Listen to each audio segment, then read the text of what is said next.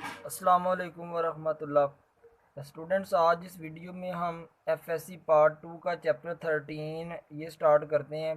Current electricity इसका name है, और प्रीवियस चैप्टर 12 का नेम था इलेक्ट्रोस्टैटिक्स या स्टैटिक इलेक्ट्रिसिटी, और ये है करंट इलेक्ट्रिसिटी। यानी उस चैप्टर में हमने पढ़ा था जब चार्जेस रेस्ट में हों उनको स्टडी करते हैं, और इसमें हम पढ़ेंगे जब चार्जेस मोशन में हों फिर उनको करंट इलेक्ट्रिसिटी में स्टडी करते हैं। सबसे पहले करंट इलेक्ट्रिसिटी की डिफाइन है, the study of charges in motion is called current electricity. यानी जब चार्जेस मोशन में हों उनकी स्टडी को करंट इलेक्ट्रिसिटी कहते हैं, और जब चार्जेस रेस्ट में हों उनकी स्टडी को स्टैटिक इलेक्ट्रिसिटी कहते हैं। तो ये चैप्टर है, इसमें फर्स्ट टॉपिक इलेक्ट्रिक करंट, अब वो डिस्कस करते हैं। तो इससे पहले मैं इस चैप्टर का इंट्रोडक्शन करवाने के बाद इसकी इम्पोर्टेंस बता दूं। करंट इलेक्ट्रिसिटी को डेली लाइफ में बहुत ही ज़्यादा यूज़ कर रहे हैं, घरों में, इंडस्ट्रीज़ में, हर जगह पे करंट को यूज़ कर रहे हैं। इलेक्ट्रिसिटी का बहुत ज़्यादा यूज़ है। यानी फैंस घरों में चलते हैं, कोई भी ऑब्जेक्ट है, कोई भी डिवाइस है, उसमें इलेक्ट्रिसिटी का रोल है। अब तो हर चीज़ इलेक्ट्रिसिटी से चल रही है। हमारी जितनी भी मोटर्स होती हैं उनमें कॉइल्स करंट के फ़्लो करने से मूव करती हैं। इंडस्ट्रीज़ में जो काम हो रहा है, इतनी हैवी मशीनरीज चल रही हैं, वो भी इलेक्ट्रिसिटी के ऊपर चल रही हैं। जैसे मैं कहूँ कि कोई कपड़े बनाने वाली इंडस्ट्री है, कोई धागा बनाने वाली इंडस्ट्री है, तो उधर इतनी हैवी मशीन्स, लाइटनिंग भी होती है, और वो मशीन्स बिजली से चल रही होती हैं। तो आज के दौर में डेली लाइफ में इलेक्ट्रिसिटी का बहुत ज़्यादा यूज़ है। इस चैप्टर में हमने इसको स्टडी करना है। आज इस वीडियो में हमने करंट इलेक्ट्रिसिटी वाला टॉपिक ये कंप्लीट डिस्कस करना है। इसमें शॉर्ट क्वेश्चन एक आएगा कि इलेक्ट्रिक करंट क्या है, इसको डिफ़ाइन करो। एक के करंट का यूनिट एम्पेयर, उसकी डिफ़ाइन आएगी। एक कन्वेंशनल करंट और इलेक्ट्रॉनिक करंट में डिफरेंस देखेंगे। तो ये तीन शॉर्ट क्वेश्चन आने हैं इम्पोर्टेंट। इलेक्ट्रिक करंट क्या है, करंट का यूनिट एम्पेयर, एम्पेयर को डिफ़ाइन करेंगे, और इसके बाद डिफरेंस देखेंगे कन्वेंशनल करंट और इलेक्ट्रॉनिक करंट के बिटवीन। तो स्टार्ट करते हैं। इलेक्ट्रिक करंट की सबसे पहले डिफ़ाइन है। डिफ़ाइन सिंपल सी है, जब चार्जेस फ़्लो करें तो करंट प्रोड्यूस होता है। डिफाइन पढ़ लेते हैं। The rate of flow of electric charges through any cross sectional area is called current, या इलेक्ट्रिक करंट कह सकते हैं। हमने नाइन्थ में पढ़ा कि जिस डिफाइन में रेट का वर्ड आ जाए, जैसे पावर, उसमें रेट का वर्ड आया था, ओवर में टाइम आया था। जिस तरह rate of flow of heat ninth में चैप्टर 9 में rate of flow of heat की डिफाइन आई थी, जिसको क्यू ओवर टी से रिप्रेजेंट किया था। इसी तरह आज भी करंट की डिफाइन में रेट का वर्ड आया, ओवर में टाइम आएगा। इस तरह भी आप डिफाइन याद रख सकते हैं। क्या है डिफाइन, किसी क्रॉस सेक्शनल एरिया में से यूनिट टाइम में, ये मैंने एक कंडक्टर ली है जिसका क्रॉस सेक्शनल एरिया ए है। इसमें यूनिट टाइम में जितने चार्जेस फ़्लो करेंगे, इन चार्जेस जो चार्जेस फ़्लो करेंगे उसको हम करंट बोलेंगे। यानी rate of flow of electric charges through any cross sectional area is called current. किसी क्रॉस सेक्शनल एरिया में चार्जेस के फ़्लो को क्या कहते हैं, इलेक्ट्रिक करंट। इलेक्ट्रिक करंट को आई से रिप्रेजेंट करते हैं, और इधर क्वेश्चन अराइज होता है कि सर आई से करंट को क्यों रिप्रेजेंट करते हैं, हालांकि इलेक्ट्रिक करंट उधर तो आई का वर्ड आता नहीं है। तो ये याद रख लें, इंटेंसिटी ऑफ इलेक्ट्रॉन्स, इलेक्ट्रॉन्स की शिद्दत। बेसिकली करंट भी क्या है, इंटेंसिटी ऑफ इलेक्ट्रॉन्स ही है, तो इंटेंसिटी से आई लिया हुआ है, इसलिए करंट को आई से रिप्रेजेंट करते हैं। करंट एक स्केलर क्वांटिटी है, और करंट एक बेस क्वांटिटी भी है। ये नाइन्थ क्लास में पढ़ा, टोटल 7 बेस क्वांटिटीज़ थी। करंट का एसआई यूनिट स्टूडेंट्स एम्पेयर है, और एम्पेयर साइंटिस्ट का नेम है। इस एम्पेयर ने करंट का कॉन्सेप्ट दिया, फ्लो ऑफ चार्जेस का कॉन्सेप्ट दिया, इसलिए करंट का यूनिट एम्पेयर है। जिस तरह न्यूटन ने फोर्स का कॉन्सेप्ट दिया, फोर्स के यूनिट न्यूटन है।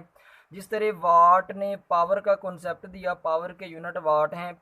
इसके बाद करंट का फार्मूला डिफाइन से बन जाएगा, rate of flow of electric charges और रेट का वर्ड आया, ओवर में टाइम आएगा, क्यू ओवर टी, चार्जेस को कैपिटल क्यू से रिप्रेजेंट किया, तो ये करंट का फार्मूला बन गया।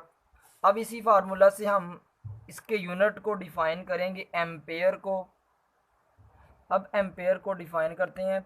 एम्पेयर की डिफाइन ये है, जब किसी क्रॉस सेक्शनल एरिया में से 1 कूलम्ब चार्ज पास करे 1 सेकंड में, फिर करंट कितना होगा, 1 ampere.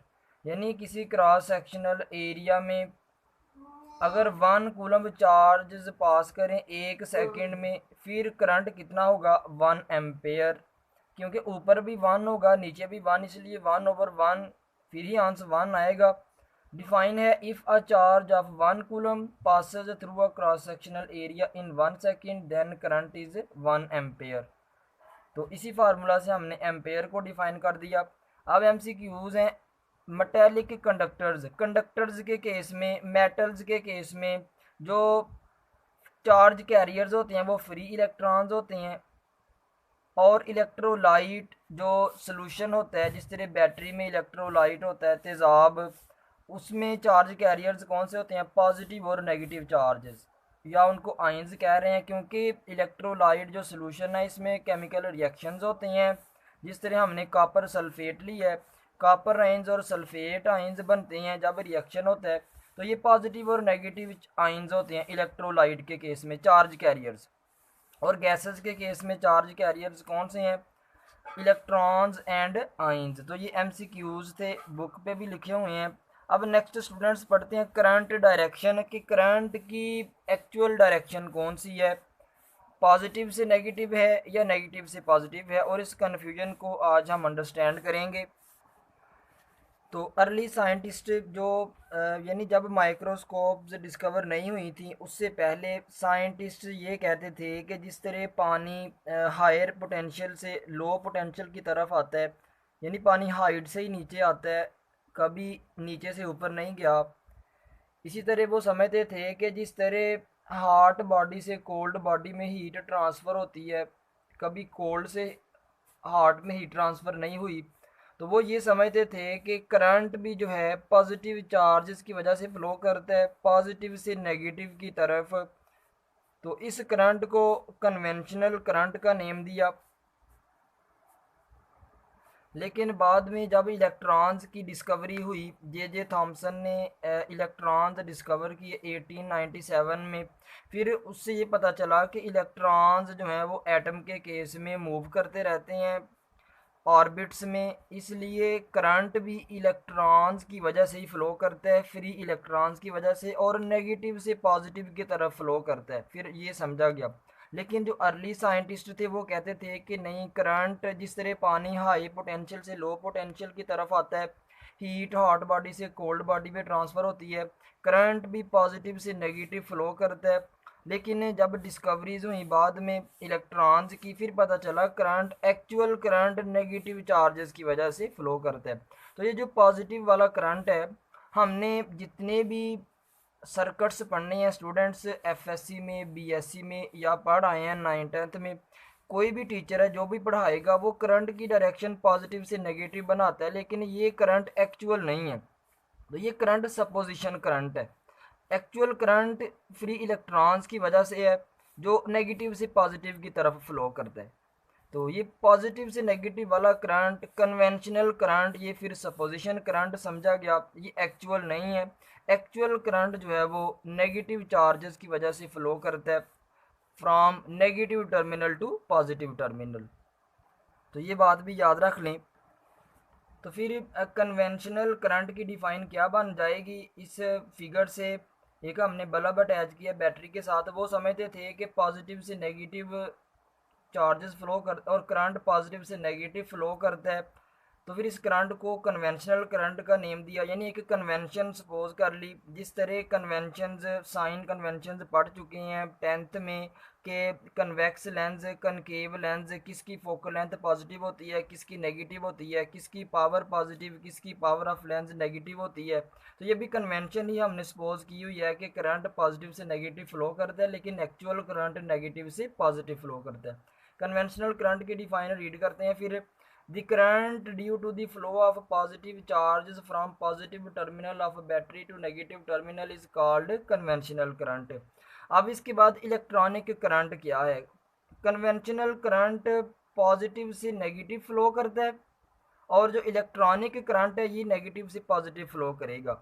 The current due to the flow of negative charges या electrons from negative to positive terminal of a battery is called electronic current. तो ये मिस्टेक हो गई हुई थी, इलेक्ट्रॉनिक करंट आना था इधर। अब नेक्स्ट करंट इलेक्ट्रिसिटी को भी हम डिफाइन कर चुके हैं। तो ये था स्टूडेंट्स हमारा टॉपिक, करंट क्या है, करंट के यूनिट एम्पेयर को डिफाइन किया, कन्वेंशनल करंट क्या है, इलेक्ट्रॉनिक करंट, इस टॉपिक में हमने इसको अंडरस्टैंड किया है। यानी करंट बेसिकली नेगेटिव चार्जेस की वजह से फ़्लो करता है। ठीक है, तो ये था आज का टॉपिक। अल्लाह हाफिज़।